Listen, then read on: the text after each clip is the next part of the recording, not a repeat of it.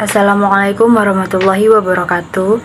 Saya Nanda Oktaviana Putri dengan NPM 1911080346. Di sini saya akan sedikit menjelaskan tentang gangguan stres pasca trauma pada korban pelecehan seksual dan perkosaan. PTSD atau Post Traumatic Stress Disorder atau gangguan stres pasca trauma adalah gangguan mental yang muncul setelah seseorang mengalami atau menyaksikan peristiwa yang tidak menyenangkan. PTSD merupakan gangguan kecemasan yang membuat penderitanya teringat pada kejadian yang traumatis.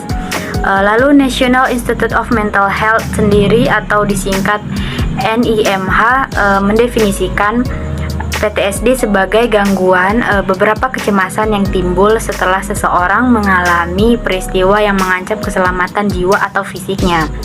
Peristiwa trauma ini bisa berupa serangan kekerasan, bencana alam yang menimpa manusia.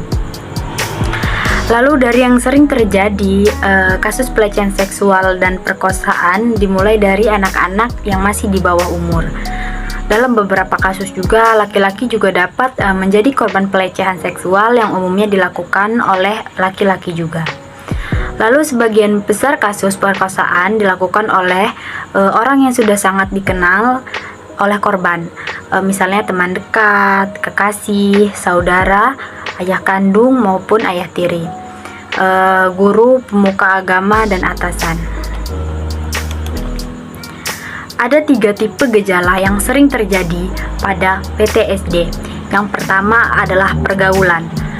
Pengalaman trauma ditunjukkan dengan selalu teringat akan peristiwa yang menyedihkan yang dialami itu.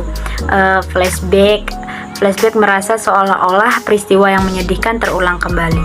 Lalu yang kedua adalah penghindaran dan emosional yang dangkal.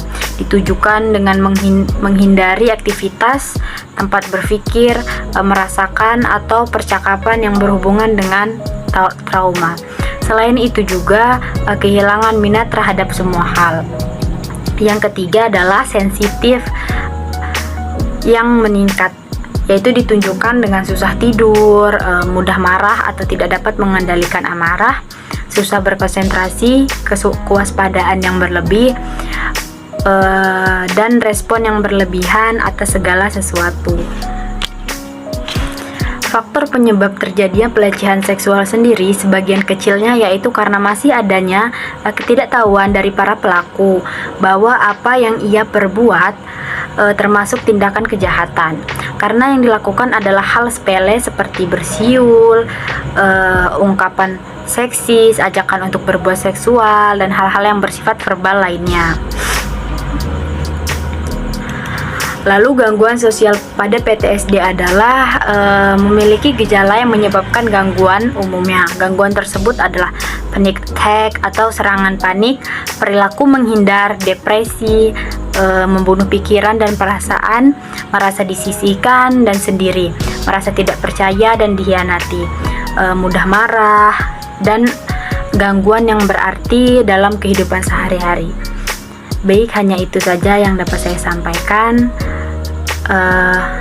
Saya akhiri. Wassalamualaikum warahmatullahi wabarakatuh.